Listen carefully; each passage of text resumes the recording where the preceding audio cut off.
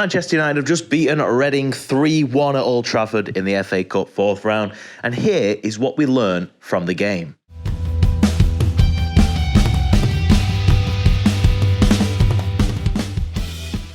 In at number 1, Marcus Rashford doesn't break Dennis Vallett's record of 9 goals in a row at home. He got 9, he nearly got 10, but it was ruled out because Weghorst was offside. I don't think he came off injured, he just came off because United have got a hell of a fixture list coming up in February and we need our star man fit.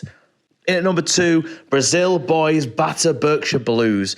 Casemiro with a double, Fred gets a goal, an assist, and Antony, who was man of the match tonight, bagged an assist as well. Antony has been under a lot of scrutiny, which I'll talk about a bit later, but he delivered a man-of-the-match performance, and with the impending return of Jadon Sancho, could that be a positive for the Brazilian?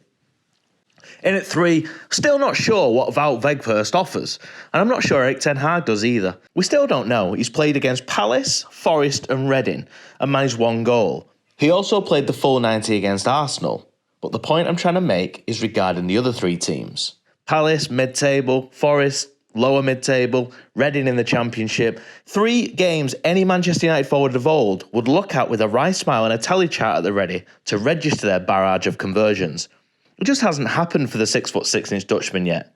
However, he has been linking up well with Rashford, and of course he's been bringing other players into the game by pulling defenders away. Casemiro benefited from that tonight, as well as Fred. So maybe there's a method in why the 6'6" Dutchman isn't scoring, but he's actually creating play around him. But he is a striker, and we want goals. United are a goal-scoring team traditionally, and the fans want to see them burying teams 4 and 5-0, not winning by the odd bit of brilliance with 1 goal. Although, we'll take it if it brings trophies and league titles, I guess.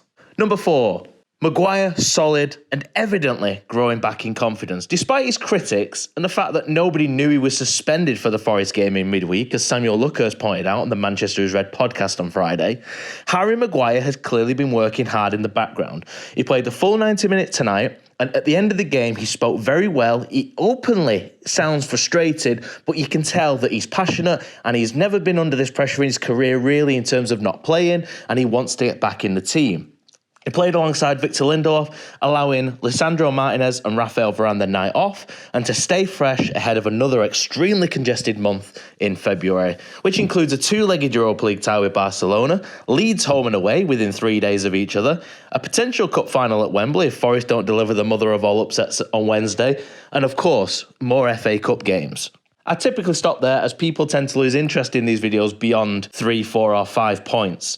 Such is the attention span of the modern day viewer, especially with TikTok dumbing down content so much that we swipe up every 12 seconds or so. But alas, I must note that despite Manchester United's evident financial problems when it comes to recruitment, with Ten Hag only bringing in 2 loan players this January, United look increasingly strong, and those signings don't make the manager look weak. They look clever and astute, which gives United's track record in the post-Ferguson era, makes the Dutchman sit head and shoulders above with his tactical nous when signing players. Antony is coming under constant scrutiny, and let's be honest, it's because of his price tag. And it's clear that Erik ten Hag doesn't want to just spray money all over the place on players because he's Manchester United manager and United come with the perceived Man United tax, essentially doubling a player's value as soon as United are linked. Ten Hag cleverly hijacked the signing of Malacia in the summer, stole Casemiro from Real Madrid, let's be honest, in hindsight, given what he's delivered so far, and broke the media with Lisandro Martinez, who, by the way, is only 5'9" in case you didn't know. But they're all slowly proving to be brilliant pieces of business. Yes, we overpaid for Antony, but this is Manchester United, as Gary Neville often says.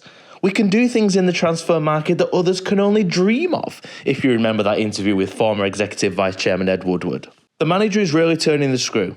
The season is just halfway there, but it does feel like United have already played 300 games. Yet the players appear fresh, fit and happy. United are on paper, at least on paper, still on for a quadruple. Now, no sensible United fan actually thinks United can win a quadruple, but the facts are the facts. They're still in the title race in inverted commas, because again, no sensible United fan will say that we're in a title race.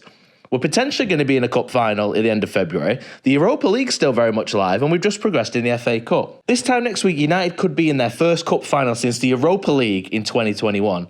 And by the end of February, could be both deep in both the FA Cup and Europa League. Nobody would have thought that given the dirge we saw last season, the absolute disgrace of performances that we saw, especially when we had Brentford 4-0 at the beginning of the season, nobody would have thought that United would be sat so high in the table and so far in these competitions. But it's a possibility, and the manager has instilled the belief in the supporters that, what if? Antony won Man of the Match tonight, a stark contrast to his recent performances, and with the impending return of Jadon Sancho, hitting form now can only benefit his teammates and ease some of the pressures off Marcus Rashford. I'll sign off with this question. What happens to Antony Marshall? His career seems to have fallen off a cliff. Should the manager persevere like he has with Maguire, Sancho and Wan-Bissaka, or should he get rid? Give us a subscribe, like and all the rest of it, and we'll see you over on the Manchester Evening News very soon.